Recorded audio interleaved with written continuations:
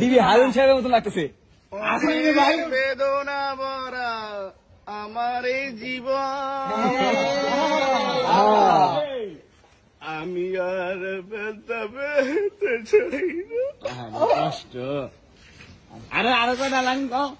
অনেক বেদনা ভরা আমার এই জীবন, আমি আর ব্যথা পেতে চাই না।